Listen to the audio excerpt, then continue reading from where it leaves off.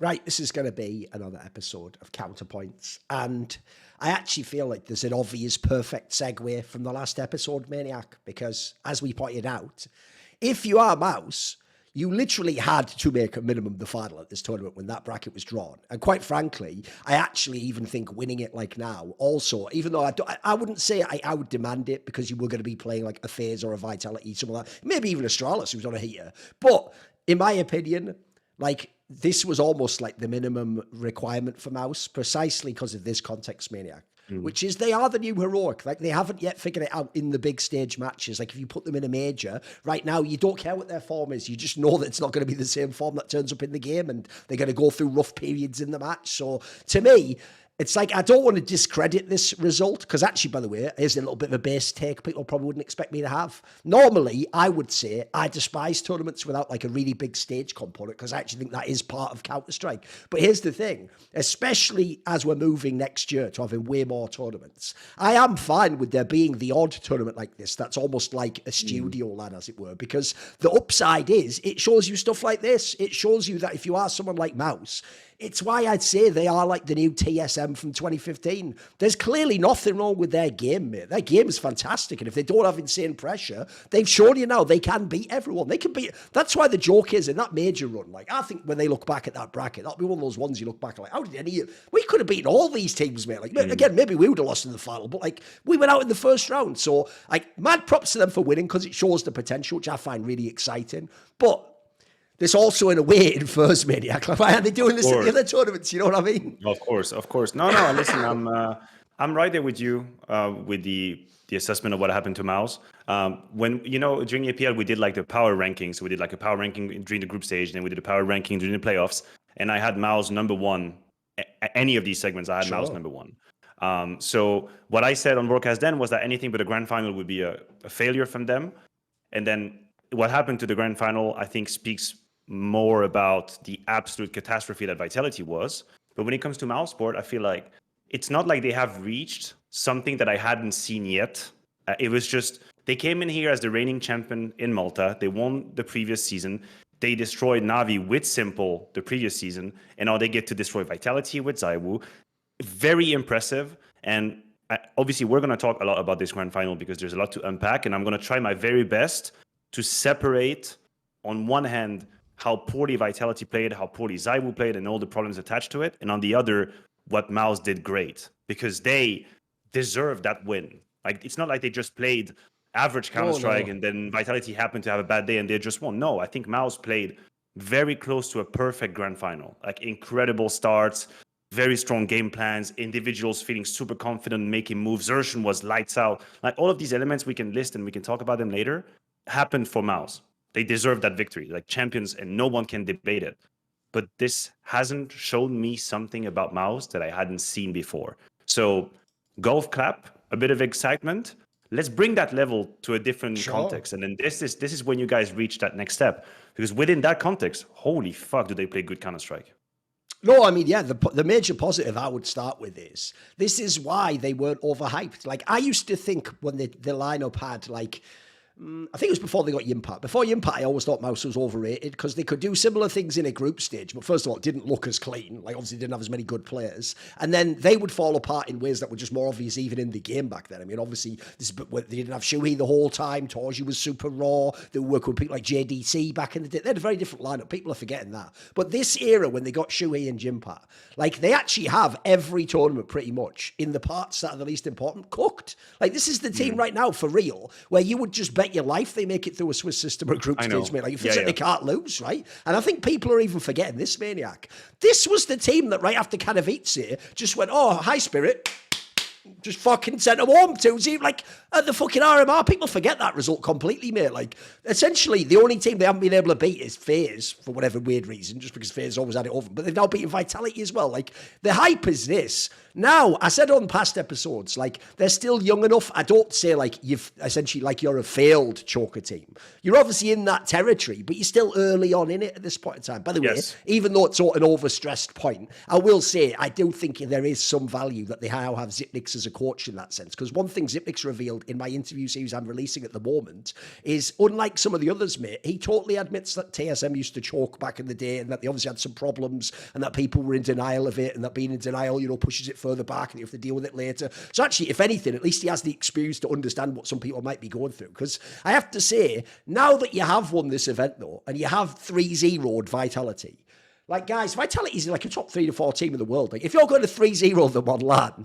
I have to actually now start saying it's no longer good to just make a playoff. Now I want to see like a real LAN trophy. In fact, you know what? Here's one that people probably haven't thought about. Why shouldn't this team be considered a true team that could win the fucking Shanghai Major? What they should. For my money, you look at some of the other squads out there. That should be a real expectation. Never mind last one, we made the play. No, guys, like winning the tournament should be for real now. Like there's not even many steps left. So that gets me pretty hyped. The only problem is that I had the same point of view after Pro League Season 18, and it didn't really transpire, right? They didn't win automatically after Season 18 at the end of CSGO. They still made a bunch of grand finals, but they lost to FaZe all the time.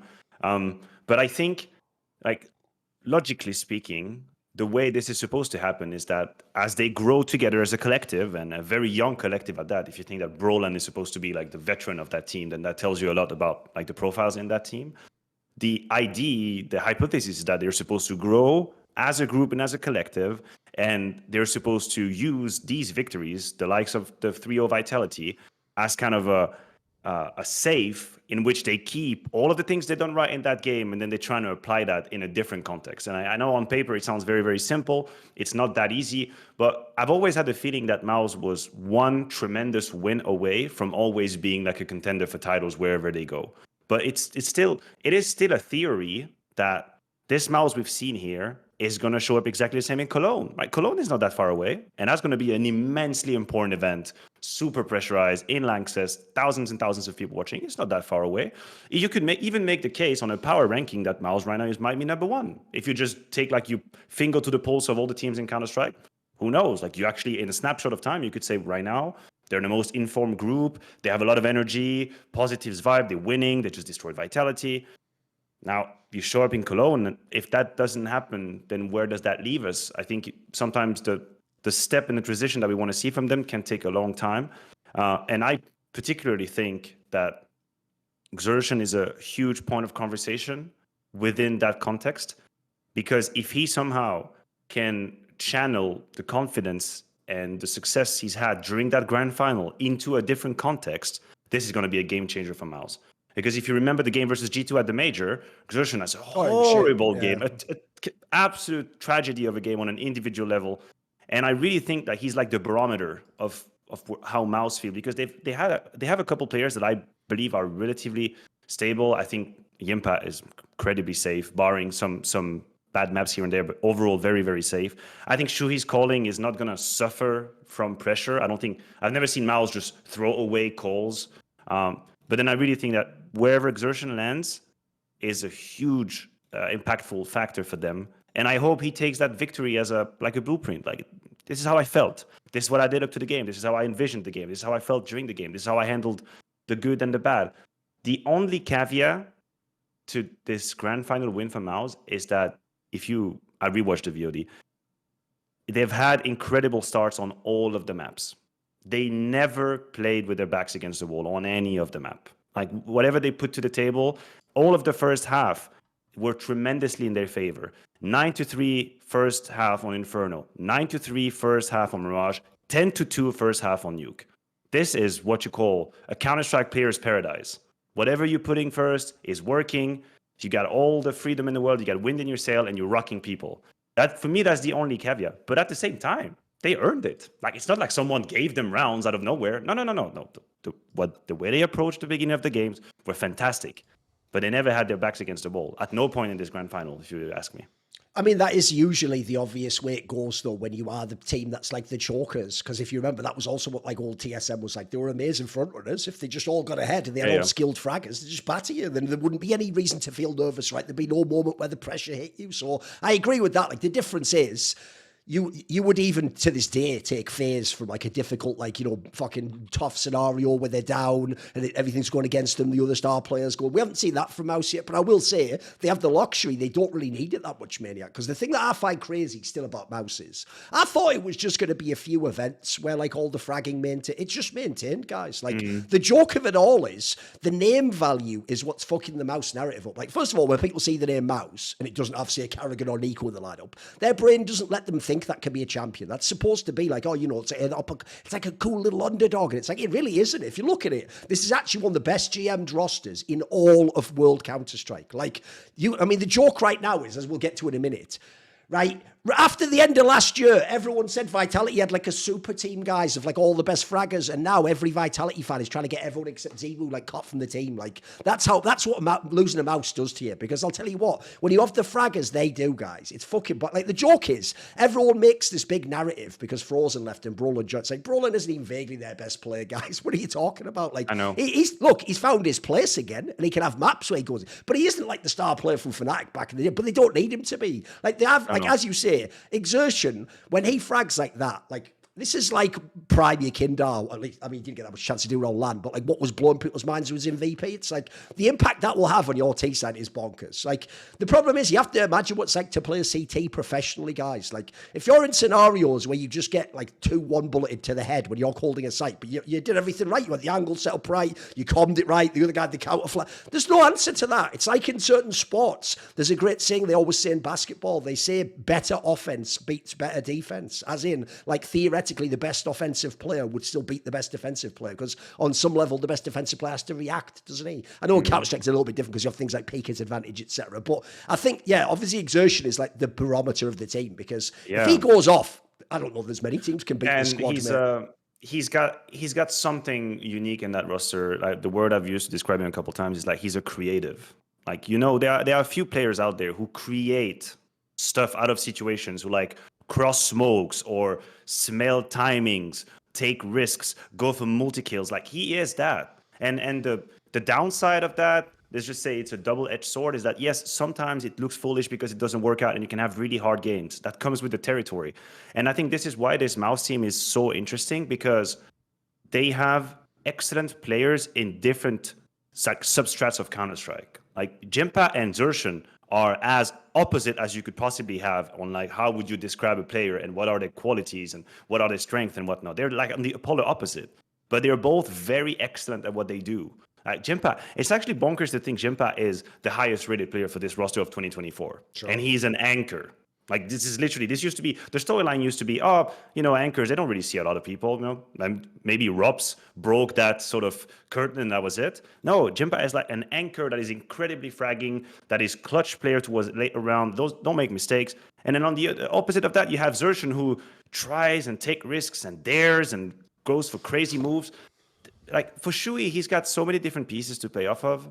And I maintain that his calling, and I mean, people said I overhyped him at the very beginning, but I thought what he did in Gamer Legion and early in MOUZ, I thought he was already positioning himself to be like one day a next Carrigan. Like that's how I felt he was calling, the way he was aggressive in the calls, like what he did to Vitality. And it would be nice if we could ever like get an in-depth interview with some of them to see if he's got a whole lot of suggestions coming out of other players. But the way he maintained pressure on Vitality with the calls, that's like incredibly impressive. And even I, as a fan of Vitality or friend of some of the players, I could do nothing but clap my hands. Like, yeah, this is textbook. This is textbook what you're doing. You're playing with the advantage. You're keeping the pressure. You're changing the timings. You're reading them. You're calling rotations. You're gambling rotations ahead of time because you have the score for you. These are all assets of great IGLs. And I think he's continuing to build his legacy. For someone that is already that young, that's very impressive. The only thing is, I have no downside to Shui. I do think he's good. I personally do think they should have fired Huxley ages ago and just given this guy the shot. It was the obvious player to take a chance on, in the same way as they took an insane chance on Monacy who'd never even played, because the idea was you knew if it worked out, then you have this guy for like the next 5 years and maybe like defines your whole generation. So I don't have any downside to him, but I will say I'm not going to give him like fucking full credit for all this roster. Like, first of all, Exertion was mega before he even came here. Back when they had JDC and fucking Dexter, Exertion was popping off. So and also, as you say, like Yakinda, he is clearly coming up with a lot of like entry approaches himself. There's no way that's like a call from Spawn or something. Like that would be insanity. Like Counter-Strike hasn't been played that way in about 15 years. And then also on the Impact one, he's not doing any of that stuff in the fucking post-plan scenarios, guys. That's just the genius of the Impact. Like that actually implies to me that the real question should be, what the fuck were all the other teams in Europe doing ignoring the Impact guy? Remember, he has no special reason he has to be in MOUZ. Like he's not some player that has, you know, like it's not like it's a German team and he's German. Like, what were all the other teams doing? What were all the Gamer Legions and the Ences and the fucking Apexes? What were you guys doing? Well, this guy was out there because this guy's skilled. Like you watch him play like the first tournament and he's amazing. Like he's just got like the Zipnik's quality where you just know he's going to win all the clutches. He's always poised when he's under firefight against some better player, but it's in a late round stuff. So to me, like I'll just say like those things would hold whether they had Shui or not. But I do think it's obvious that like there's no downside. Because the other thing I think is this. Let's talk a bit about like the final now, because obviously there's a lot we can talk about with Vitality. I think one factor people aren't taking into account is this. Right, guys, how are you going to flame the same Vitality that beat fucking Astralis and FaZe like they're shit and act like MOUZ must suck or something, that they like win over them? Meanwhile, it's like when you look at the MOUZ squad, as I've said earlier, unless pressure gets to them, their firepower's crazy. And their map pool's pretty good. Like, mate, there's so many factors there that automatically make your team have a harder time playing against them. Like I even alluded to earlier in the year. It's only like the last big match where they get bombed out of a tournament where they ever look bad. Aside from that, they look great all the time. That's one of the reasons why now I feel like it's justified to start putting some fire to their feet, as it were, and saying like, it's not good enough anymore to just be really good. Like, we know you're really good. Like actually fucking become the best, become champions. Yep. So let's talk a bit about the final then, because I do feel like there was way too much overemphasis on like Vitality in this final, mate. Remember, right before the final, it was all like, literally, you would have seen this. Every graphic was like, is ZywOo about to break the record for the greatest LAN ever had by anyone? Well, how are you going to do that and then just make out like the team's shit because they lost the final? Like, by your own logic, guys, why should he need to have like a top 3 performance all time to win the LAN? Like, you're already implying you think something's wrong with Vitality right there. So give me your thoughts then, Maniac. Because obviously the main problem here is this. It's one thing to lose, but it's another thing to get blown out 3-0. You know, that's the biggest problem about this final for me. 100%. And as I said earlier, the preamble is that there's a lot to unpack. Like there's a tremendous amount to unpack from this grand final. And I mean, I don't think we're going to do it linearly. We're just going to travel around and bounce back from points. The first thing that come to mind was that the performance that ZywOo had against FaZe and Astralis were masking profound issues that were already then in the playoffs. That's the first thing. And if you listen to the cast, that's the first thing I said, because I was on the cast for the map 1 of the grand final. And we were looking at the stat. There was like a stat page. The graphics came out of ZywOo's number until this point. I was just like, yeah, guys, this is great. But now you got to realize, if this doesn't happen, I don't know how the other members of the team are going to react when this isn't happening.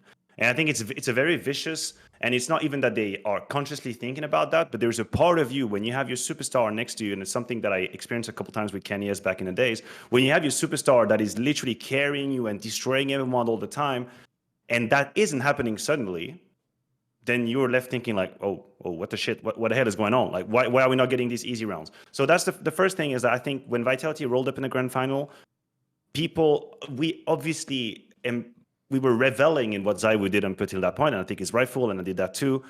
But a part of the story that was missed is, would have Vitality even been in that position if it wasn't for stratospheric numbers against FaZe and Astralis? Because if you look at the stats from these two series, it actually is like completely ridiculous. The difference between he and the second one is just that it shouldn't even be reasonable. So that's the first feeling that I had. I mean, especially the Astralis one, they probably just get 2-0 if he just plays even slightly worse than that one. Yeah, 100%. I mean, even if it gets FaZe, can you imagine he had 2.21 rating in that best of 3?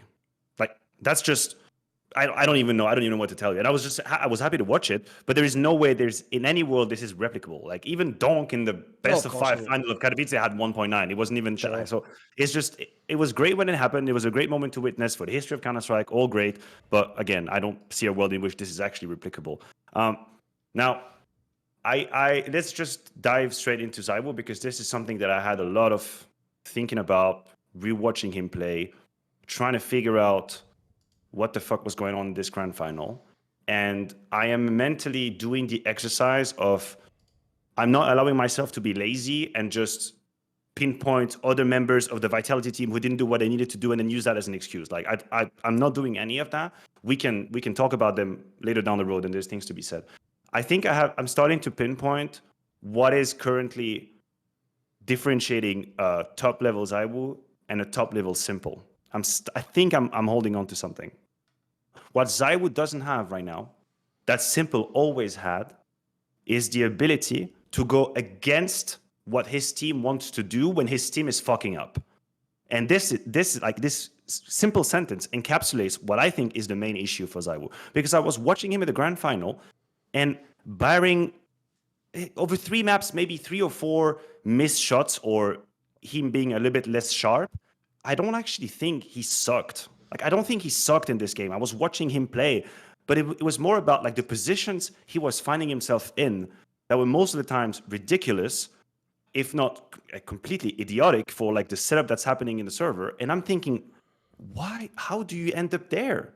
Like, how do you end up in this position that you are now? Obviously, Vitality was just like the Titanic that just hit the iceberg. And you could see that after 6 or 7 rounds, they were already in free fall mode, like full panic, agitated, reactive calls, always behind, no trade, bad aiming. The whole thing was here. The whole salad was a catastrophe. But s1mple would go against the call if he thought individually there's something different that has to happen in order to win. And I feel like ZywOo is probably trying to keep up with the plan that is currently the plan of the team, even if that plan is shit, which in my opinion was a lot of the time in this grand final. A lot of the time, Vitality were completely off the mark in the rotations they needed to do, the way they needed to play the clutches, they were completely off as far as I'm concerned. Why? I mean, why? I can't ask why, but I don't think he's yet capable of breaking through that mold at this very point in time. I think this is what I'm feeling. This is what comes across when I'm watching this grand final. This is where I actually think people misunderstand that whole discussion we had about Dexter and what it means to be toxic. Because I can tell you, Maniac, I've actually gone, like I did with Alexi Mew, the micromanaging thing. And I just did what I can do as a journalist. I just went and asked a bunch of his former teammates. Now, unsurprisingly, I don't have the connections, I don't particularly know them, to ask like the Russian ones. I was mainly asking people in like OG and teams like that, obviously, that he's played with, and people who were coaches of him and stuff. And by the way, they all say it's nonsense. They say like they actually have no idea what that narrative is.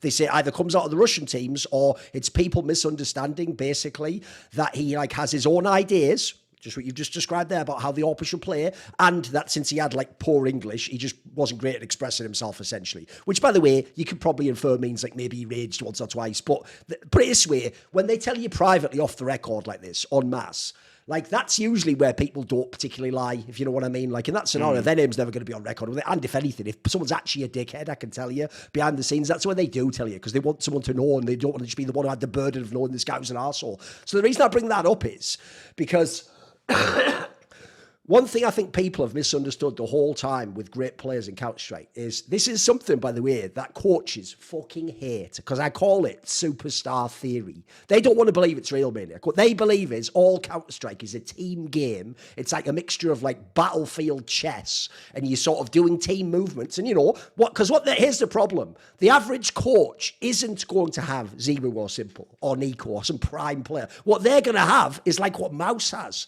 like some pretty good players, or like 1 or 2 good players and 1 like good.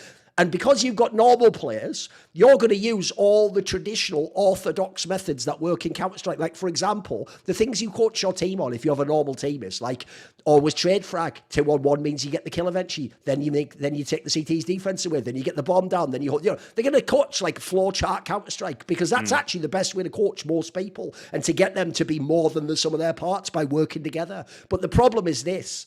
The superstars, and you notice, Maniac, I never give anyone superstar status till they're really fucking good. Like, I don't even give it to, like, the Ikindars of the world when they pop off. Like, I need to see it a whole bunch. I need to see it in playoffs. I need to see it in bad games like this. And this is why I actually think an essential component of being a superstar is you are such an outlier to all the normal rules of Counter-Strike, like even team concepts sometimes, that as you're saying, there are moments, and obviously the s1mples of the world can go too far the other way sometimes, where you have to actually say, I'm sorry, this is fucked up, but I'm the only one who can make this call because I'm the only one who knows what I can do right now. What we're doing isn't working. And if I do what we're going to do, look, you wouldn't say it in these words, we're going to lose this round. So basically, like sort of hold on to your ass. I'm just going to go do something. And you just have to deal with it. And by the way, if we lose, it's going to look really fucking bad and you're all going to call me selfish. But I'll tell you what, we might also win a game that we'll never win otherwise. Because there's a great quote from Michael Jordan back in the day, right?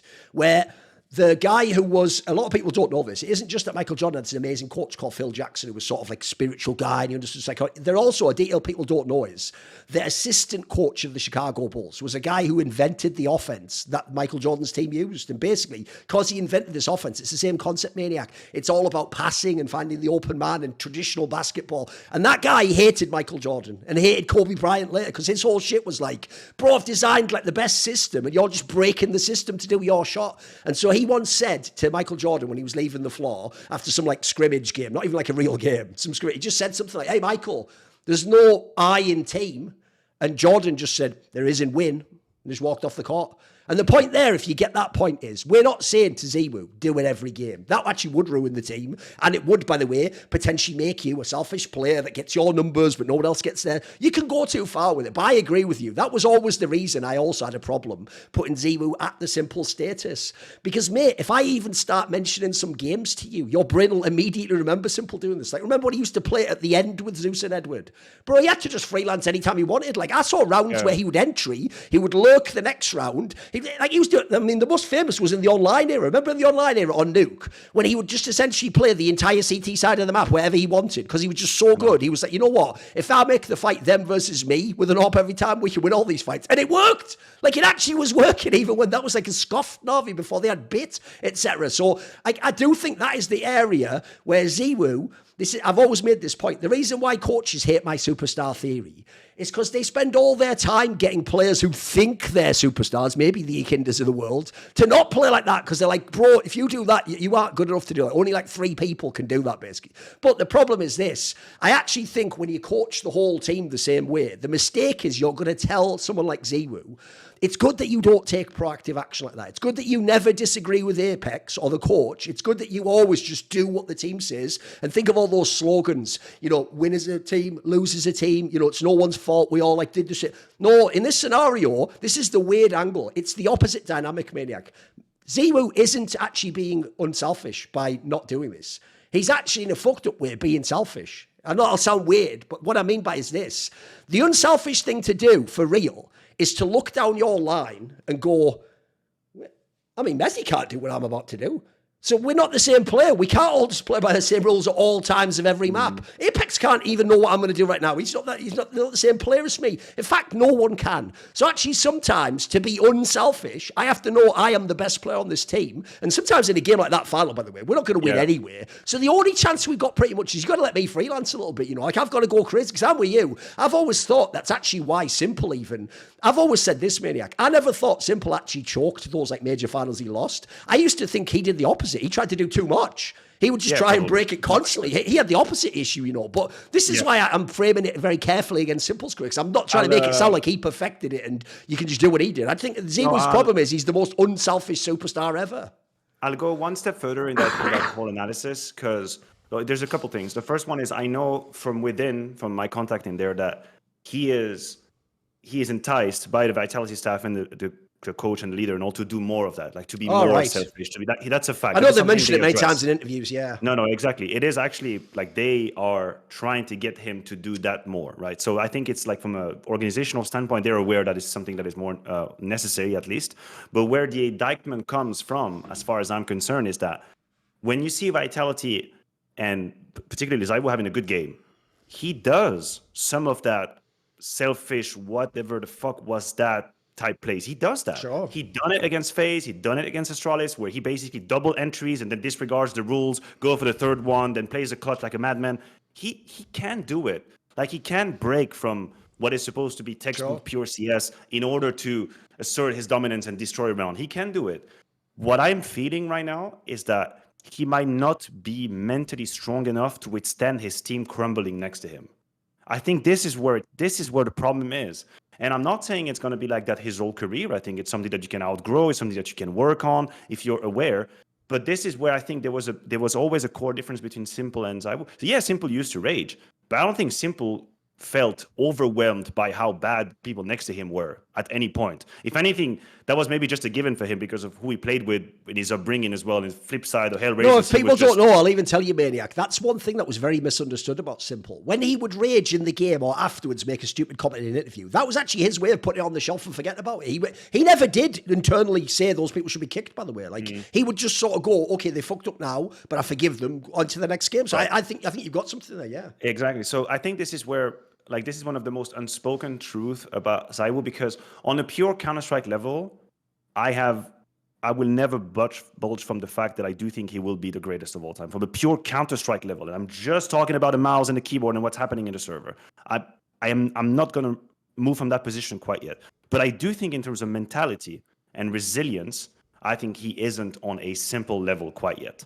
It's just the way I see it. I see him being more impacted by the tragedy that's happening around him. And this is where, for now, it's just a Pandora box we're not opening. But again, the whole team in the grand final crumbled and there's multiple angles to attack it. But I will say, I have no defense for what I have seen from ZywOo, because with that type of level should come attached the fact that you can deal with whatever is around you and you will still put your best foot forward. And I just don't think he's there quite yet. That's the one area where I believe there is a need for improvement, and I am not exactly sure how to go about that. It's probably going to take some time, some mental coaching, psychologist, whatever the hell is needed, introspection, whatever you need to do. But I do think he has to be way more equipped to deal with the chaos. And I mean chaos in a negative way. I'm not talking about excitement and high comms and having fun. No, I'm talking about chaos as in nobody is playing the game the way it's supposed to be, so every communication is wrong, so every decision is wrong, so every round goes to shit. I'm talking about that chaos in which s1mple, because we always use s1mple as a sort of a comparison point here, where he could still thrive. I don't want ZywOo to get rid of all of the other attributes he's got. I don't want even him to become s1mple, not at all. I just think in this one area, works need to be done, because this might also be one of the reasons why he hasn't been able to put that kind of performance in a Cologne Grand Final or a Katowice, whatever, because I still think he is too impacted by the catastrophe that is surrounding him in these moments. So it's a double indictment. It's on him and it's on the Vitality team. I'm not saying it's all up to them. It's definitely not only up to him, because fuck, if ZywOo tomorrow was in FaZe Clan, he would probably win every single tournament for the rest of Counter-Strike. By the way, I would even say this. Here's one thing people don't realize. He doesn't have to carry every game, like I said, and set the record. Like, isn't he allowed to carry the fucking quarters and the semi, and then someone else carry the final, and then he gets to win? Like, normal player. Even s1mple's done that before. He's had the odd final, he didn't just mega carry. So I do think that part's unfair. Like, that's why, to me, it was never like ZywOo sucked, that's why they lost. Like, if anything, ZywOo having his problems is just more magnified because of the stats race he was on. But there's so much in the other team. I've got a couple of angles for you here. Right, this is where I actually feel like, this will sound counterintuitive, but I actually feel like winning those first two blasts right out the gate with those new lineups actually might have fucked Vitality, because I think it gave them a really unrealistic set of expectations of who they are as a team. Because if you actually look at this squad, here's one of those times where you make a prediction and the actual outcome isn't what you predicted, but the reasoning you gave was good. So when I did those shows that I do on this Last Free Nation Network, like Hot Take Point Made with Kassad and Maui, obviously the whole interesting thing about that show, it's actually why I invented the format, is you're not trying to make the hot take an actual garbage take. You're trying to make it so it's like plausible, but then you're sort of like extending the trajectory as far as you can. So I'll give you an example. Like when they signed Wonderful to Na'Vi, it wasn't like I just said they'll be better. I was like, they'll win one of the first two events. I'm trying to make it like, what would the best case scenario be, right? I actually had a bunch of takes when they signed each of these players in order. Flames, then fucking Messi. My takes were, I actually don't know if this Vitality will be the best team, because to me, what people are ignoring here is two things. One, what made you just win that last major and Rio and have that little era at the end of CSGO where you looked really strong? Remember, they could have won that blast right afterwards as well. They were like the top team in the world. They were really strong. Was you had a totally different core of players. You had Magisk and Dupree. You had fucking Zonic as your coach, right? You don't have any of these things in the new Vitality. So already it's a different team. You can't rely on anything you had from back then. Like Apex, Spix and ZywOo, that's sort of a core, but is it really? You know what I mean? Like you look at the roles they're playing. I don't know too much about that. Like, so then the other factor as well is the two players you brought in, Mezzi and Flames. Right, guys, it's not like anyone before they joined Vitality was like, they must be in Vitality. These two players are so insanely good that if they miss you, like, no, remember, these are players for real that were in teams like OG and fucking the bad Fnatic. Like, these were players, like, look, they were the best players in their teams. But even then, no one was like, this guy's like actually a top 5 player in the world, but he just needs to be on like Vitality or FaZe. No one ever said that. The difference is, you know this, everyone did call for Frozen to be in FaZe for years and years. Everyone did want certain players to get that step up. Actually, Spinks is a better example. Spinks did look in NSYNC. He should be in a team like this. Yeah. So my problem here is I do think people have taken those two players, Mezzi and Flames, and because initially it went so well with them, and then that totally new Vitality, which remember, doesn't even have Zonic anymore. It's got the X-Stars back again from fucking years before. I think people have ignored how many variables have changed. So to me, I look at Vitality now, especially this year when they haven't got any wins. I look at them as a very different team. Like, look, you still have ZywOo, so on paper you can be the best team. I think Apex is still pretty good. Your map pool's pretty strong even in the current meta. Like, there's plenty of reasons you could be number one, but you're not a lock anymore. And I think, unfortunately, I do feel like Vitality fans and ZywOo fans, Maniac, think they should win every tournament, and that like those first blasts are what like a normal Vitality looks like, you know. I know. And I think it is fair. It was. But it's pretty competitive CS right now, mate. There's a lot of fucking good teams at the top. I don't think it was counterintuitive, but it was after all surprising that they won all of these trophies straight when Mezzi joined. Like, it wasn't supposed to be like that. It was supposed to be a downgrade from Magisk, and they were supposed to be some waves, and then eventually, and then everything clicked, and that just worked out. So the names you mentioned, we can just take them one at a time. Mezzi obviously still struggles to have a floor high enough that he isn't a liability, and that is a reality. Which is, you look at the numbers of the grand final, you don't need to have like a deep analysis of what happened. Like, there's just the pure output is way too low, and he's got maps, and I think it still is map dependent, where he feels a bit more comfortable, and he's got clutching abilities, I would say. Like, he's got that, for that, yeah. The 1v2 against Astralis on Inferno is one that literally probably puts Vitality in the W situation, even though ZywOo had 1 million kills. So every now and then he's got like something that appears, something that happens that makes you think, oh, hold on a second, like he's got more in the tank. But the problem is, consistently, I think the floor is too low, and it becomes a liability. Sure. Again, if I'm going to do an actual anchor versus anchor analysis of the grand final, I'm telling you, on one hand is Jimpat, on the other one is Mezzi. Need I go any further? Like, it's just the comparison and differential is too strong. So the floor is too low for Mezzi, and now he's been in that team for a little while. So I think we're probably reaching the point where it's time to think of other solutions. I mean, if you what you want to do is win. And I personally think when you have ZywOo in your team, all you want to do is win. Sure. Like, nothing else should be acceptable. So if you're Vitality, I think it's time to question. I mean, I put Jimpat in Vitality in a lot of tweets out there. I know he's not going to leave MOUZ. I think he's very happy in MOUZ right now. But can you imagine what kind of team it would be if he wasn't that roster? Anywho, that's for Mezzi. For Flames, I do think he is more inconsistent than what meets the eye, because whenever he's got a good team, or whenever he's got a good game, and this is usually the syndrome where we get, like, from a perception biases, we get so impressed when he's got a good map. Like, everybody remembers good Flames map, like the Vertigo in Copenhagen where he goes crazy, the Major, the first map of the grand final, crazy at all. Like, you remember these maps, like they stick with you, and you're like, oh shit, like, yeah, Flames, yeah, he's got a hard carry factor, like his entries are incredible. The truth is, it's not that consistent. And none of that output came through in the grand final. Like, the aim was shaky. He wasn't sharp at all. The entries didn't come through. So you already have two players that are problematic. And now the last angle, which to me might be the most hurtful one. I'm starting to see a pattern in Spinks missing the mark in the last games of these LAN events as well. It's starting to happen. For someone that is supposed to be the 5th best player in the world last year. Yeah. The 5th best player. Basically the electronic to the s1mple. Like, it's exactly who he was supposed to be in 2023. If you look at the series he's had in the losing moments of all of these events, the Pro League one, the one in Copenhagen at the Major, the one in Katowice, in none of these games is he really delivering like the 5th best player in the world. And it's annoying, because throughout the rest of the tournament, I really think he's starting to get like a good consistency. His numbers are great. If you just like look top level, he's got 1.20 rating, something last 3 months, which is very, very good. It's super honorable. Like, his output is there. But damn, like when you're gonna have a player like that goes just decent and regular in a series at the end, like bro, how is Vitality supposed to win? Like the factors are just stacking up. The limiting factors are stacking up to the point where it becomes just disbalanced.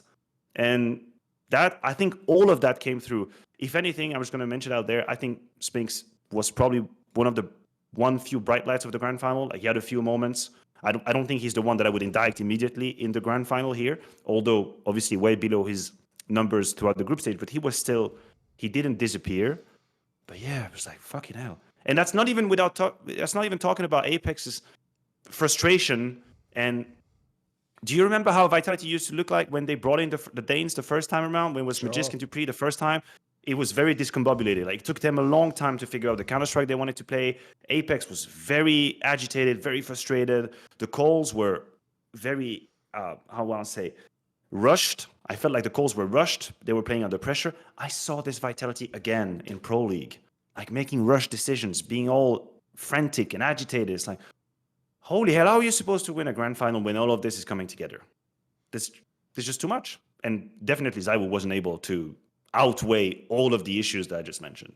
That's one of the reasons I also reference that, like, to me, you have to look at the players in the team and how different it is from the old Vitality that won the CSGO Major. Because when you look at this squad, a lot of what does win this team games is fragging. Like, it is that ZywOo's the best player in the server. That happens most of the time. Spinks, like, as you say, in most tournaments. Here's what's funny. He is one of the players who definitely does get to hide behind his overall rating from a year, from an event. Because as you say, he will mega destroy the bad teams and the medium ones. But I agree. There's been a lot of, like, big finals and semis where it's not even like he was, again, it wasn't like he was bad, but he just didn't carry. No. He wasn't the guy that you thought would, because I agree with you. On paper, when he is voted number 5 player of the year, and then you have ZywOo, who's like fucking the number 1 player of the year, bro, if I have number 1 and number 5, I'm supposed to just win everything. Like we talk about that, should be like an era right there. Like it's fucking, it's game over, right? So I think that's a valid point. And then I agree on the other ones, which is the things that they bring to the team, Mezzy and Flames, are quite obvious if you're an old school fan. Like, for example, Mezzy always was, even from when he was picking up in Cloud9, really good in clutches. And you saw early on, especially when he was just joining the team, you would see him win the clutch, and you're like, fuck, this is exactly what this team needs. Like, you know, you weren't going to get that from like Dupree or something like that at this point in his career. Like, yeah, this is awesome. If he just wins the odd clutch, you have the others carry, you don't need much more. But I agree, his fragging just isn't up to par in this team. It's why I say earlier, I get the Flames one sort of, because the difference with Flames is, obviously, you mainly think of him on the T side, because he's super streaky, he has really nice aim, and the joke is, when I've found out by talking to people, apparently his personality is just like his game is, mate. He's a guy that's always like joking, constantly. He's like the ADHD kid who's had too much Sunny D, you know. It's always like doing this and doing that and then talking. Well, that's even how he plays. He just plays like fucking 100 miles an hour. But when it works, like you say, I mean, the best example ever, everyone remembers that old clip on OG when he was on Mirage. He ran into the B site and he just like headshot someone here, and then like on the window or something. And it looked like, what the fuck, is this guy cheating or something? It looked like an aimbot, right? When he does that, you think you do the same thing you do with the other players. You think he's a better player than he is. But what you forget is, mate, Messi and Flames are hella inexperienced. What are we talking about? Like, these guys haven't won championships before. The only time they've won of these fucking first two are right out the gate with Vitality, where they were literally playing with the best player in the world. Like, I think people have misunderstood that, like, just like we were talking about MOUZ earlier, we're not dissing any of their skills. We're sort of saying their mentality and their experience level has to catch up. And when it can get to that level, then in theory, like TSM, when they became strong, wouldn't they just win everything? Like, this team, that MOUZ team could run the table if they got over their shit at this next major. That could be it, right? But the problem I have is, this is where when you kick people out of teams, or if you're a Vitality fan, I'll just say the obvious one is this. If you're anyone who thought like, yeah, actually, you know, maybe we don't need Magisk, like, I enjoy Falcons, idiot. You don't know Counter-Strike, mate. People like Magisk, like fucking, they're like forged in the fires of Mount Doom. They just fucking can handle that pressure, mate. In fact, they're the ones who themselves in the pressure moment are like, you know what, I'm going to break out the system a second and go for this kill here that I need to get, because otherwise the flow of the round's going, we're just going to lose. Like, I think that's an underrated aspect, Maniac, because when you start to look at this team, bro, they've got Apex, who's mega experienced. ZywOo's pretty experienced because he's been at the top this many years now. Spinks is like, I mean, sort of halfway there. Flames is barely even registered on the meter. And then Mezzy had that one IM Rio run at the playoffs where they got there inexplicably and just lost immediately. That's about it. Like, it's actually, that's why I say people are really underestimating. When the team was ZywOo, Apex, Dupree, Magisk, I don't need to put Spinks in there, and then Zonic as my coach. Bro, the point there is, the reason I can always have confidence is, we should win eventually. We've got people that can do it, and have already done it. We just have to get to the right headspace together. I think the challenge right now, and I'm going to flip this onto the guy we haven't mentioned, is fucking Extaz. Everyone wanted to tell me this guy's a genius, right? I will notice, and this always makes me a bit worried. It's a bit like Floppy. You notice how all the people who tell you he's brilliant are literally friends of his in real life or former teammates. It's like, bro, that's called a biased audience. Like, let me hear it from, like, you know, his opponents or, you know, someone who hated him and kicked him out. Tell me, that guy tell me he's brilliant, and then I'll be more interested. So similarly, when everyone told me Extaz is a genius, that was with the French lineups. That was when he was speaking in French to people culturally French. He even brought some of those players through on the team. This squad, by the way, there's only fucking 2 French people. And like, we know, like, in theory, like, he's not the reason ZywOo's awesome. And Apex was there even when he wasn't there, was winning. So if you're Extaz, mate, it's time to start earning that fucking salary. Like, you're going to have to actually figure out with players who haven't won and not on the biggest level, how to get them to that level. That's really hard. Like, I don't put that as like an easy task. In theory, your job as a coach is just, you know, design what we're doing and get the practice. But there's something missing on this squad that is a bit alarming, because it's been too many tournaments now, Maniac. It was one thing when it was just kind of Vite. And even then, you're like, well, the Ents just overperform. Or you go, well, the Major, well, what could you do against that FaZe clan? It's like, mate, it's too many times now. You know what I mean? No, I agree with you. Now, you know, there's some like final element missing that would bring together Vitality. I don't know what it is, but I'm waiting to see it. I agree with you. I mean, that depends on what you want from the Vitality, but I do think there's no way around the fact that both the Heroic Series in Katowice, the third map of FaZe game in Copenhagen, and now this grand final against MOUZ, months apart, were all plagued by some degree of crumbling or the team falling apart. Like that has happened over months. And that's also after having won at the end of 2023. So it's not like you could just say, you know, they still don't know how to win. So that's off the back of victories. So I think there's already enough to worry for Vitality. And I am concerned that this is starting to get to them as well, because you know how you can basically learn to be helpless. Like there is such a thing as learned helplessness, where you start having this self-fulfilling prophecy that, shit's hitting the fan, we're gonna get all tense, and he out the rounds, are we losing? And then I worry that this is starting to happen to Vitality because of how quickly they turned into this chaotic mode against MOUZ. I was actually surprised, because I thought after the FaZe game and the Astralis game, that should have filled them with like the confidence that things are gonna be fine and all. I didn't see any of that. Now to bounce back on the Extaz point, the disclaimer here is that I know him personally, so I probably cannot be objective as much as I would like to be, because I do think he's a very clever guy. But I will say that not every team, and this is going to sound controversial, but it's not every team needs a clever coach to win. Sure. Different teams have different needs, and different coaches fit to different teams, depending on what is it they need, what do they bring to the table. I don't know that Robban was an incredible mastermind of Counter-Strike to teach Kerrigan the ways of the callings, but he was filling something that they needed, and it was working perfectly. And when he left, you could feel that more than anything. And now they've warmed up to Neo, and it's working again. I don't know that Extaz has the profile that is currently needed to make this bunch actually win and overcome whatever problem they're having. And I'm mostly talking about the emotional and the psychological side of it, because there are obvious issues embedded in the Counter-Strike when we talk about levels and experience of Mezzi and Flames. Yeah, of course, that you can work on that. But I don't think this is the reason why a 0-3 happened in the grand final against MOUZ. I think there are deeper issues that need to be discussed. I don't know if Extaz is the one to do that. I don't know if someone else would be in a bit better position to do that. Maybe someone with a stronger personality. I'm not exactly sure. I just think that the criticism, or at least the questioning, is now warranted. I think it's a fair point to ask the question. Is he what they need to win? But I do think we're starting, throughout this conversation now, we're starting to feel like there's different points that start or that need to be fixed. And this is where it gets really complicated as a team to just like try and do the whack-a-mole. By the way, okay, we're fixing this now. It's why at the end, I actually sort of don't blame specifically one player, except as he's just the obvious person you could replace, right? The real thing I come to the conclusion about with this team is, I mean, to be fair, I just did the same thing to MOUZ, is why I said they haven't won yet, is they haven't got veterans, mate. Like, look, I understand. Like, here's the problem. It's when they did the Mezzi and the Flames signing. When they did just the Flames signing, I can do that whole angle of like, yeah, but he's like young. You can have him for years. He'll develop that. That's great. But at the end of the day, where is the Rain that's just going to have like a half when I need him to have it? You know, it's mega veteran. Where is the like super clutch player who's going to play right in the right moment? That's the thing about someone like FaZe. FaZe can even be in bad form, but they have that like, it's almost like they have the echo of what it's like to be on top and win. And somehow they can just banish from their mind all these like forced helplessness that you're talking about. They don't get into like a doomer mindset, like, fuck, it's good. And also, I think the thing that's mad underrated in that team is,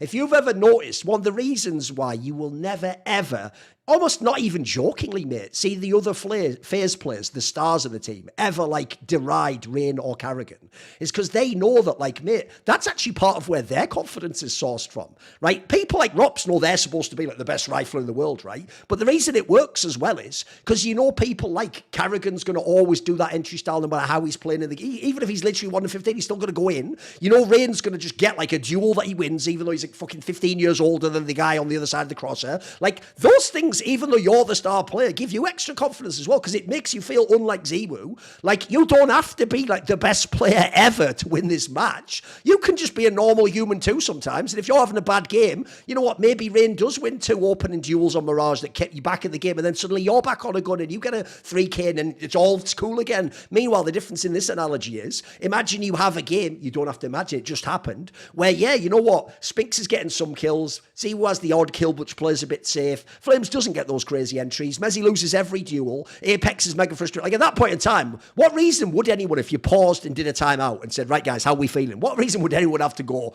I think we're still going to win? Like, because I agree with you. You could see on map 1, they sort of knew, like, well, got out the wrong side of bed today, guess we're losing. Like, I actually had that vibe. That's why when they were down, here's the other thing as well, mate, even though, yeah, there's no crowd and all that, when you're down 0-2, that's where I find it really hard, even though people are going to say, well, FaZe lost the spirit 0-3. Like, yeah, but look how hard a game they gave them on that fucking Mirage game, guys. Like, they didn't want to get fucking swept. They were going hard. I bet their shit even was just, let's get one map. You know what, fuck this. Let's get one game off these guys. Vitality looked beaten after the first 2 maps completely, man. Like, they were just ready to go home at that point in time. Yeah, I agree. I think contextually, each first half or every first half of every map just broke them. And that is massively concerning. It's massively concerning that a good half can break you. Oh, and it is, yeah. This is where we circle back to complimenting and praising MOUZ, because I do think MOUZ played close to perfection. Like, the amount of highlights they had, the Torji 4K with the USP exertions, clutch on nuke. Like, there are moments. That's why I said at the very beginning of this episode, I'm not just going to shit on Vitality and take away from MOUZ. Absolutely not. It was the sort of the encounter of these circumstances coming together, with MOUZ having incredible moments early on in halves, individuals popping off, great calls and all. But the beauty of a game like that is supposed to be, okay, 9-3 scoreline. Now hold on a minute, Vitality is going to win the pistol round. They're going to convert the round, and suddenly we have a game. Like, it's happening again. The same way FaZe would do to anybody that gives them a 9-3 lead early on. If you know, if they win the next pistol round, holy fuck, they're back. That's it. Like, all of the protocols, they just immediately align. Everybody starts playing a little bit better. Oh, that's it. They're back in line. It's never happened to Vitality. Maybe you could make the argument that on the first map, there was a little bit of glimmer that came through the second half. Like, a few rounds started to happen. Vitality started to get into the rhythm. And then, obviously, they didn't have enough leeway to come back into it. Like, you could technically make this argument. But then, when you move on to Mirage and Nuke, it just felt like, I was watching the second half, and I felt like they were going to lose. And this is never a good sign. Like, I'm generally ready to give them a fighting chance and all. Second half, I was just like, yeah, that's it. So that in itself is an issue, and I don't pretend to know how they're going to go about fixing it, but there is no escaping it. As it is right now, they do not seem to be mentally strong enough to withstand a beating like that and still win a game. They can win when they roll. They can win when ZywOo rolls. Yeah, for sure. Like, they had incredible games at the Pro League. But if you give them a hard time, feels like they're very much vulnerable. And also, just to see them lose like that on Nuke, like, Nuke is their fucking home map, guys. Like, that's the team map. No one wants to play these fucking guys on. Like, they're supposed to win that against anyone, pretty much. So that was alarming in itself. I'll tell you what I'm going to ask you. I'm going to ask you a tough question then. So, as of right now, I mean, we're assuming there probably isn't going to be a roster change in Vitality. I'm guessing they probably stick with this lineup and at least do the next major cycle would be my guess, right? If this team exists as it exists now, in a world of FaZe Clan, Astralis, maybe MOUZ, Spirit, the other teams that are out there, Virtus Pro's got a new life. There's all these like burgeoning rosters that are all potentially ready to go crazy or are already really good. Will Vitality win the next major? Can they win the next major? Thoughts? As it currently is, I don't believe so. I mean, as it currently is, I don't believe so. I think if I was to say yes to that question, then the premise would be either that ZywOo is gonna go fucking spend 1 week in a desert with like a shaman and like fix and just basically becoming like a robot of like a mental resilience never seen before. And I would have a guarantee that every single game would have 70 to 80% of his level, to which I would probably be ready to say, well, yeah, I mean, we've had it on paper. We've had the blueprint of ZywOo at peak level beats pretty much anybody that is in the game currently. But that's a really strong premise, which I'm not counting on currently. And the other premise would be that either Messi or Flames can bring more consistency to their game, either a higher floor for Messi or more consistency for Flames. And look, I'm not going to disparage their working or practicing method and how it is they use their time between now and the Shanghai Major. I don't know how effective they're going to be. But I do think it would be wishful thinking of me to tell you right now, no, don't worry about it. Like, Vitality is going to be much better at Shanghai. It's going to be great. Like, all of these things are going to get fixed. They're going to steamroll everybody. No, I don't think I can make that statement right now. Not after Katowice, into the third map of phase, into this MOUZ game. I think there's enough leg to the theory of doom when it comes to Vitality and their position at the major run. But I mean, Cologne is going to be pretty soon, and that's already going to be a massive test, because we know famously this is an arena in which it's been strugglesome for them to come through. So I'm already setting my sight on Cologne and see how they behave in what is inevitably going to be a very pressureful environment, very intense environment with a lot of teams that's going to come in hungry. The Astralis, the Spirit, the MOUZ, the FaZe, all of these teams are going to come hungry as hell to play Counter-Strike to beat everybody. Let's see how Vitality are playing over there. That's already a test that I'm looking forward to. I'll tell you, the team, actually, on some level, not totally, but on some level, almost more than MOUZ, that I want to get to a Cologne and just put them on that stage. It's fucking Astralis, mate. Because low key, this is actually like now one of our favorite teams to watch. Like, this team's really fucking good. Like, I don't think people understand. It's not just things like nobody had expectations, would Device even be obliged? That shit's all great. The real thing that's crazy about this is, like, this might be one of the it's either the most insane honeymoon period ever, or this team for real, Maniac, is like actually top 3. Like, this team looks really fucking good. Like, so many things work. Even when they lose, they don't even get embarrassed. Like, they lose off minor things, and to who? The absolute best teams in the world. And I'll tell you what, if they play those best teams in just a group, they'll beat them. Like, this team actually, I can't even underhype them. Like, it's just, like I say, get them to the stage, though. Put them on a Cologne semi-final, then let me see, because I want to believe so badly. You know that famous poster of the UFO? It says, I want to believe. That's me with this Astralis team, mate. Like, I actually was hating on the construction of it. I thought blameF was fucked up, because I think they only did it because they paid Stown so much money, and he's come over to be the new star and all that jazz. But in spite of the fact all the narratives didn't make sense, it has worked out beyond belief. Like, I can't even imagine how it could be better, mate. No, I'm right there with you. And it's funny that you make this transition from Vitality to Astralis, because I do think they have something that Vitality don't, which is they have an incredibly high floor, individually speaking. And I always hype the freak out of Stare and Bro. Like, the value that it brings. And sometimes I have a complicated view of Counter-Strike. I have a very systemic approach of how I look at a team, and like how one role doing their job really, really well frees up someone else to do their job really, really well. And it's like, when everything is working, if you are, let's just say, if you are the rotation, I'm going to make a very easy example for people to understand. If you are the catwalk player on the CT side of Mirage, and your B anchor, if he is getting 0.5 kills or 2 kills, the situation in which you're going to rotate to is vastly different. If he actually gets 2 kills before he dies, there's a very high chance your position is going to be way more favorable to take good fights, as opposed to he's getting just blown out the water immediately, and then the pacing and the spacing from the opponent is right in your face. That's a very concrete example. But this is a little bit how I think about Counter-Strike.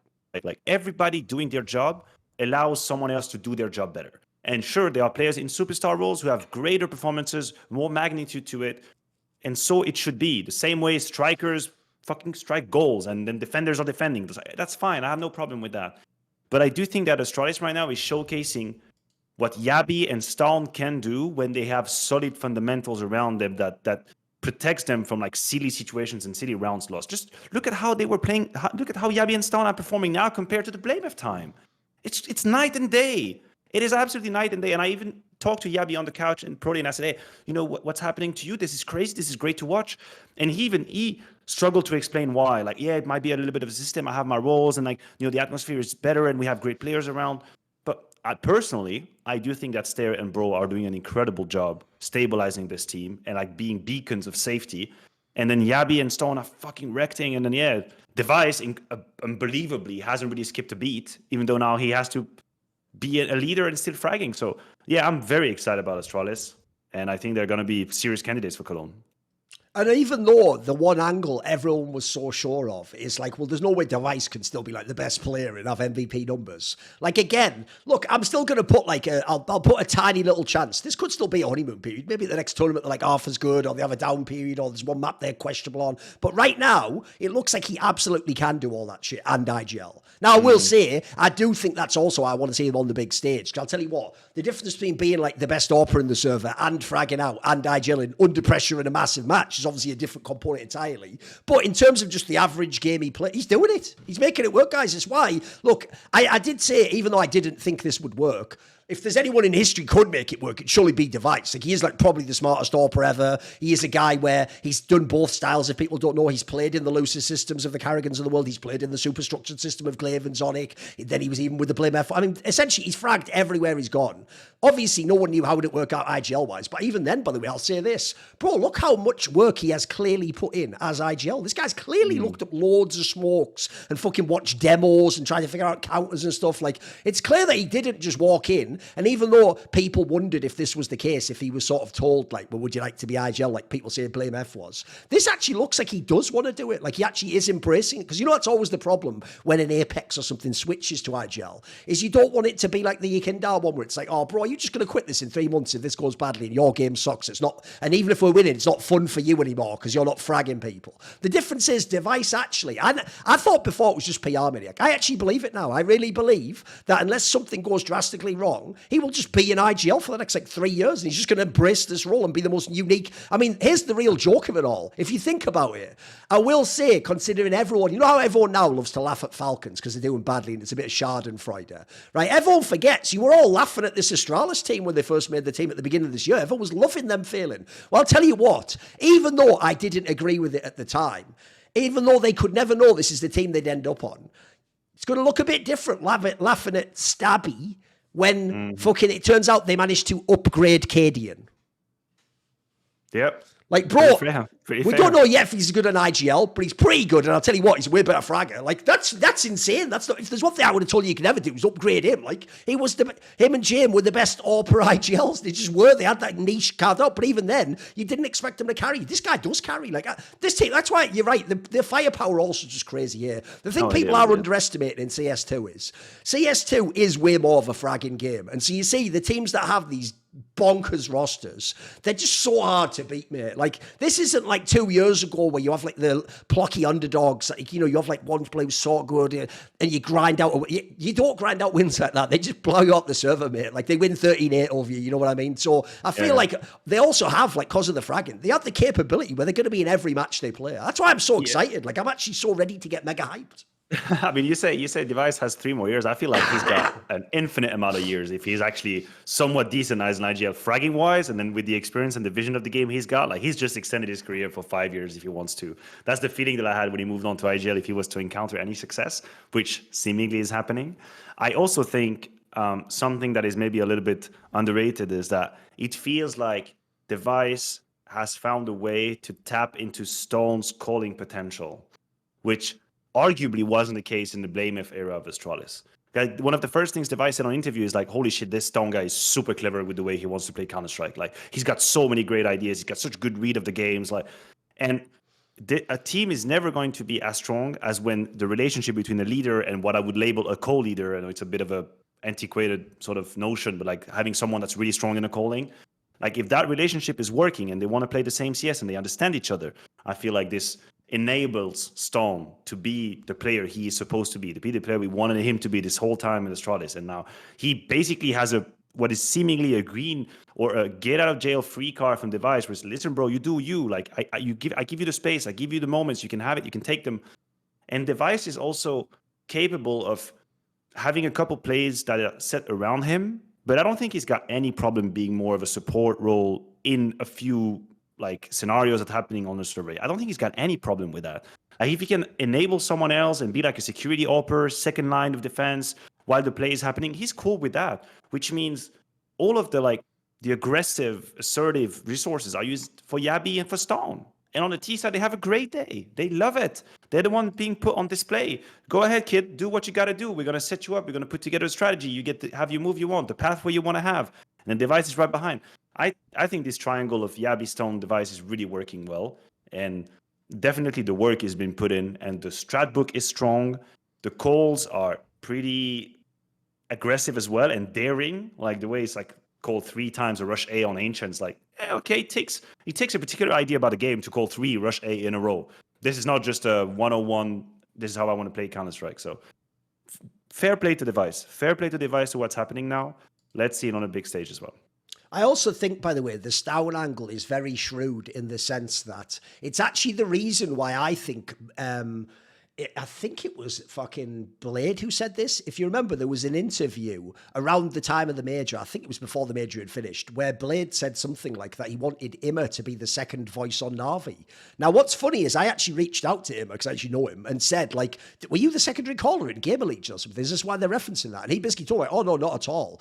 But what I took the premise there to be is this, Maniac, is think about where Stown was when blameF was benched from the team. It's the same thing. You have a player that you thought was really good on a team that you weren't on, and now he's on your team, and he's not even vaguely as good. In fact, he's not anywhere close. Well, one of the first things I actually think a shrewd coach or in-game leader is going to try is, let's have him be more involved in the plan. Maybe we're not doing the things that make sense for him and how he reads the game and how he flows in the game and what he wants to do on his role. And the difference is, the Imma one, I think, is more of like, it's the last chance. Like, let's just do this. And if it doesn't work, we can just kick him with good conscience. The Stown one is like, guys, we just signed like a top 10 player on HLTV for millions of dollars. Like, there's no point not using him. Like, we're not just going to go, hey, like all those fans that were actually for real after that super team failed, saying like they should kick fucking Stown out the team. It's like, there's zero chance at any level you'd ever do that. So to me, I think it's a way shrewder move than people give them credit for, because as you say, the second they did this move, he has just become activated in a way he hasn't been. And maybe ever. Like, I don't even know that on Heroic he played like this.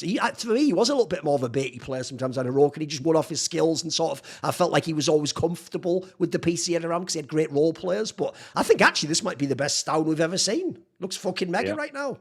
Yeah, possibly. And what is actually relatively scary for anyone facing Astralis is that, bar the honeymoon concept, I don't really see a reason why the level would drop. Like, when I watch them play, it's not like people are putting together moves that make no sense. No, it's not fluky, right? It looks legit. No, exactly. It looks like it looks very sound in how they approach the game, and most of the strategies they execute make sense, and the trades are where they're supposed to be. And then, yeah, sure, you have exceptional individuals. Not like anybody standard could do what they're doing. Sure, the entering skills for Yabi is incredible. The game sense and playmaking from Stown is great. Yeah, but these are attributes that I can rely on somewhat reasonably, like what Yabi did in Heroic, what Stone did in Heroic, the player that devices, what Stair always did in Astralis, what Bro did in Monty. I can rely on that. And the tape is here. Like, we have the receipt. We know how good they can play. So since it looks like seemingly this bunch played the Counter-Strike that they want to play as a core and as a group, holy shit, like why would Astralis ever not be in a playoff from this point on? Why would they not be in a playoff? Who would not put them in the top 8 of any tournament they go to at this currently stand? I think it would be ludicrous. No, by the way, they also earn that MOUZ status. It's like, before the playoffs, I'm taking this team to beat almost everyone, mate. Like, they're just too good. And especially in those no-pressure matches. Right, I've got a question for you. So obviously, on the topic of the aforementioned benched blameF, it was announced he has joined Fnatic, right? Now, I will say, I did a Substack piece where I was like, 5 teams that improve if they pick Fnatic. Spoiler, if they pick up blameF. Spoiler, I did put Fnatic there, but they were bottom of the list because they were like 34th in the rankings or something like that. So at that point in time, I just want to make it clear, I didn't want blameF to go to Fnatic. Like, he is overqualified to be on that team. In fact, if you look at their team, the only reason why Crims is staying is because he's a legend. Aside from Crims, you could cut every player on this team and I don't give a shit. In fact, I'm even going to make that the basis of my point about blameF joining this team. I actually think, even though I think it sucks if you blameF, I think if you are blameF, there really is a world where someone like a G2 should have considered maybe gambling on this, and this could be the move that gets them back to the top and gives them more frag in. Like, I even said, for me, someone like an Ents, I'd consider that move, these are all places I'd consider, because I'm looking at teams that, they make the one move and maybe it puts them back in contention. The problem with the Fnatic move is this: no matter how blameF frags, this team isn't going to like playoffs of tournaments and shit. Come on, it's just not plausible, because I actually think some of these players are fairly weak, and I was kind of underwhelmed by the construction of this Fnatic roster. It looks very shoddy to me, and actually a lot of the players aren't even players that are hyped. These aren't the names that like are out there, because the problem Fnatic has right now is this, Maniac. Every team's a fucking European mixed team at this point in time. So at this point, you're not even getting the top talents. Like, the joke is MOUZ gets those players before you. Fucking other squads do get those players. I mean, those players join. I mean, here's the joke: those players do join Vitality now. They don't go to your team. So the problem with your Fnatic is, it's great for you, because I think the good thing about blameF is this: in this team, I don't even want to hear anything about him being soft.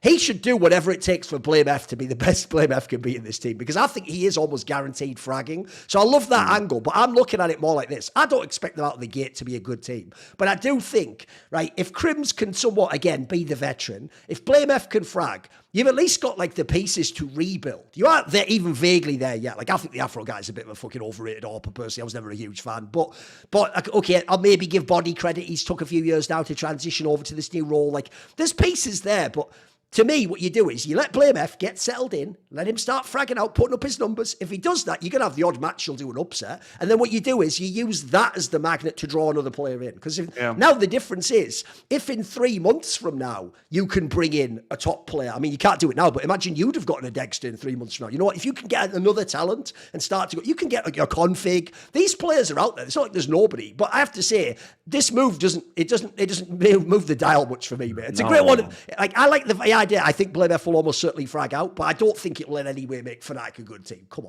on. So the first thing is, I think the only real winner of that move is the Fnatic org. Oh, of course. I think it's the only winner. Like, that is kind of a snatch if you consider where they're at in the realm of Counter-Strike and their position in the hierarchy. The fact that they can get a fragger like blameF, fair play. You know what? Fair play to you. And if I was in a decision-making position in Fnatic and I could make that move happen, I would probably do it. I don't see what would be the counter indication of that. But that is about the only positive I have on very, very short term. I think this is extremely telling about the lack of credit that the rest of the very top scene gives to blameF, because you would think that someone with that kind of output would have people rushing at his door to be like, come on here, I'm going to give you like a star rifle position. Like, we all saw what you could do on the server. Your fragging is incredible. Come on. It would appear that did not happen. It would appear all of the teams that you talked about, the G2s, the Vitality, fuck the MOUZ, I was even looking down the list, but Falcons, whoever, like all of these teams, actually, I'm cool. I'm cool. You go ahead in Fnatic and you have 30 kills. I don't want any of that. So that, I feel like, is a very strong reality check for blameF. One, I am personally surprised. I don't know what is the outlook that he has amongst the other top players. I don't know about that. I know the community has labeled him like a baiter, like selfish players every now and then. From a pure Counter-Strike standpoint, I always thought people were too harsh on him, and I thought he had a greater output than what people were saying. But fuck, this is like a statement from the elite community. That's not even just the fans. Like, it's just the elite community is not exactly interested in having him bolster any roster that is above Fnatic, and that's pretty crazy. That caught me off guard. When I saw the announcement, I thought, holy shit, this... I imagined he would have to work his way back up, but I didn't think, and sorry guys from Fnatic, I didn't think he would have to go so low to start again. I didn't think he would have to go it's such a low level to bounce back at the top level. I had no idea about that. So I join you in the analysis. I think the narrative is now, if you're Fnatic, down the road, this might use as a magnet to get higher profile players for you to rebuild something.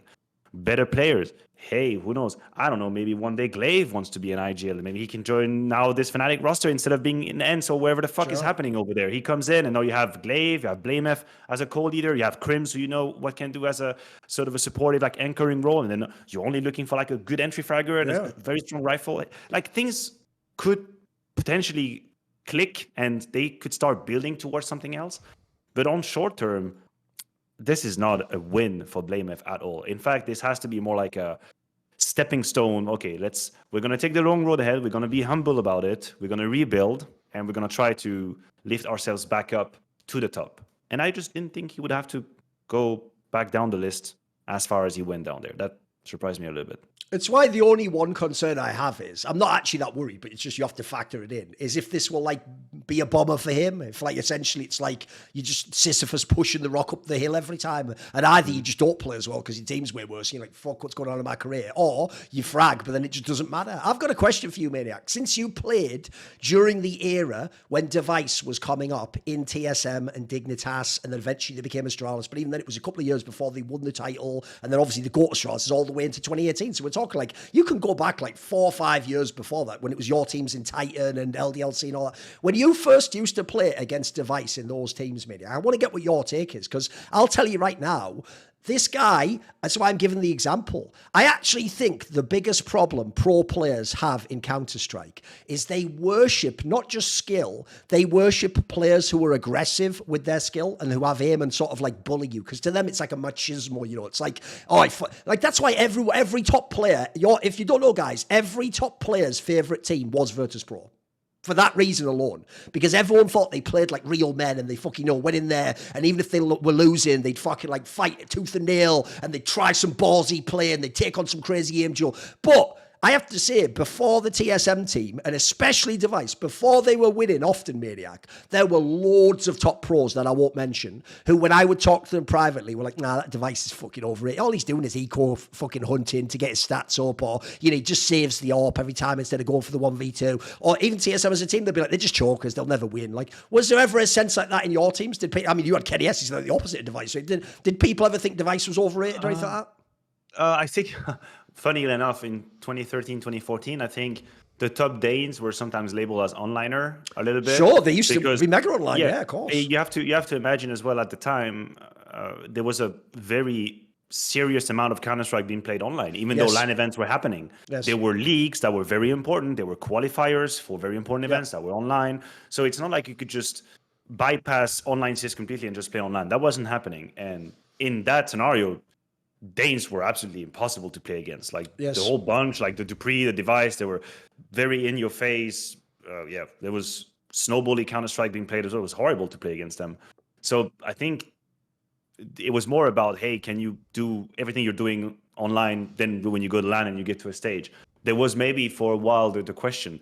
Personally, I always thought that Device was an incredibly clever player. Now, was he immediately capable of doing the incredible stuff he was doing online then, 2014, 2015? Maybe not. Maybe it took a while. Yeah, that's granted. Not that I would immediately feel it first degree when I was playing against him. Device for me he was always very close to a Guardian-esque type Counter-Strike where I cannot catch him making a mistake. And this was something that was infuriating as a player, where you're trying to checkmate someone in the position they get in, and suddenly know he's one step ahead. He's already rotated. He's already changed his position. He's already in a different place. And he's had, I mean, again, like on LAN as well, I can't remember some of the key finals where he choked, because the joke is I was playing at the time, so I wasn't exactly paying the same kind of attention to what was happening from the outside, you know? But in my eyes, I feel like you were walking into his line of sight, you were dead. Like, it was just -1, changing of position, -1, changing of position, -1. It's like, holy fuck.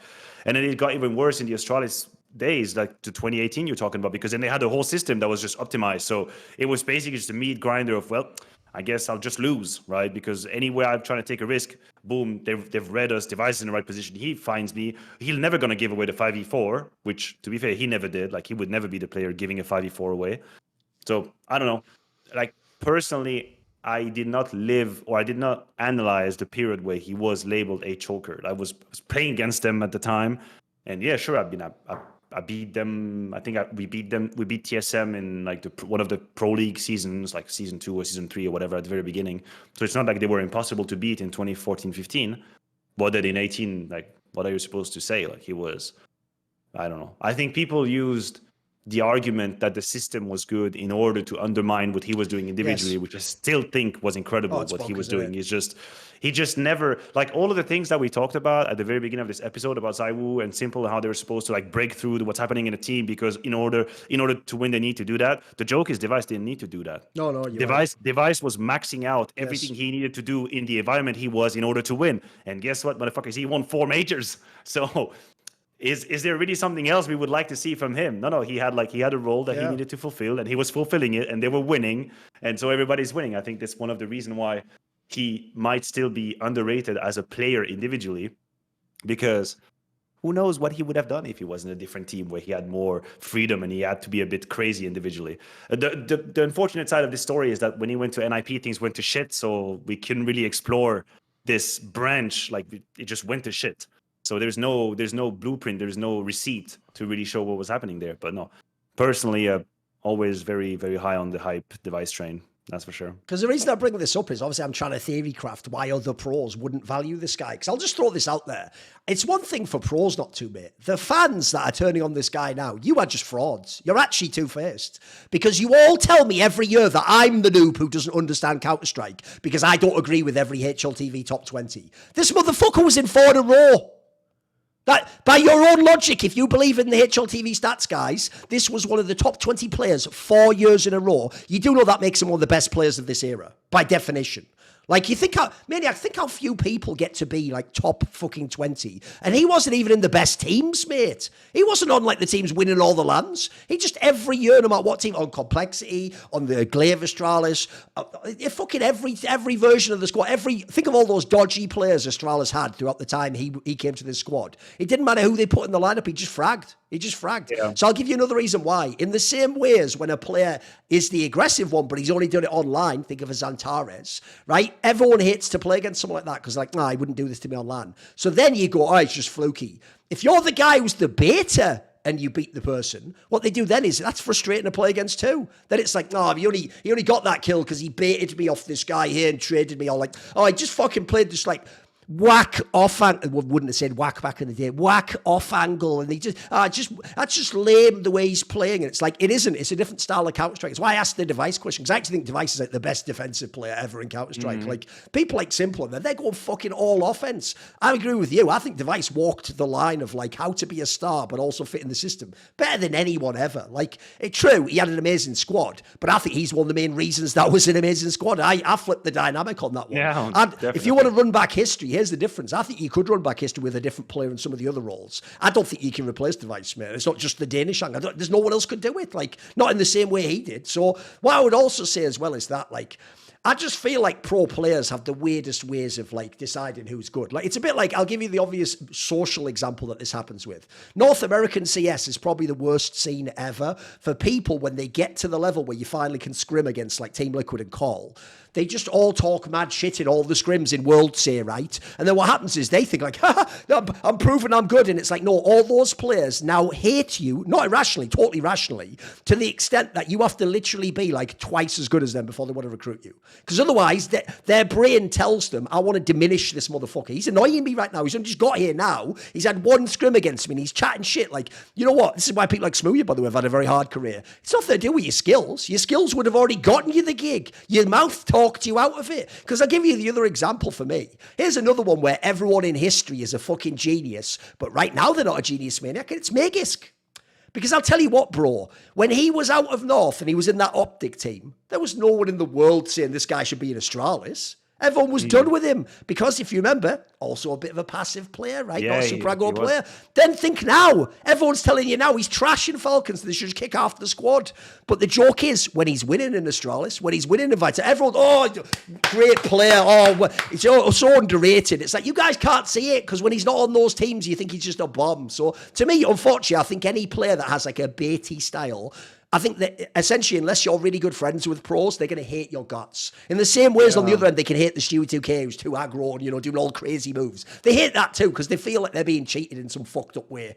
Pros are so weird. You know this, Maniac. Like, even that shit talk angle is a real thing. It can actually put people off just playing with somebody even if he's mega, right?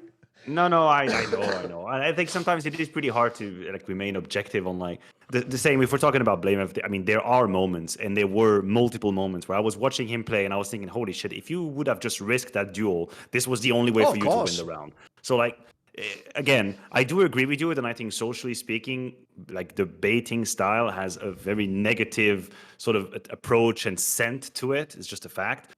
But I also think that it shouldn't discourage us from like being critical of when it's overly done. And I think blameF probably burned himself a couple times in his career doing that and then receiving that moniker. So hopefully he fixes that. But yeah, look, I don't think we as people are not really good at taking a distance and like a grain of salt to any kind of situation that we're looking at, right? When we see a player that's in a roster and things are going bad and he consequently or as part of this roster is playing bad, and not a lot of people just go, oh, but wait a minute, he was actually pretty good in that roster in six, like a year ago. And so technically maybe something else happening. No, it's generally pretty surface level analysis. And I think that is also happening in pretty much all of the sports that I've ever watched. Like I've watched football, I love football. I've watched tennis. It's the same. Like we do in general pretty like surface level analysis, very short term. So that's why I guess shows like these, Counterpoint, for example, is important to actually reflect on whatever the hell is going on in a team that isn't winning and whatever doesn't exactly meet the eye immediately.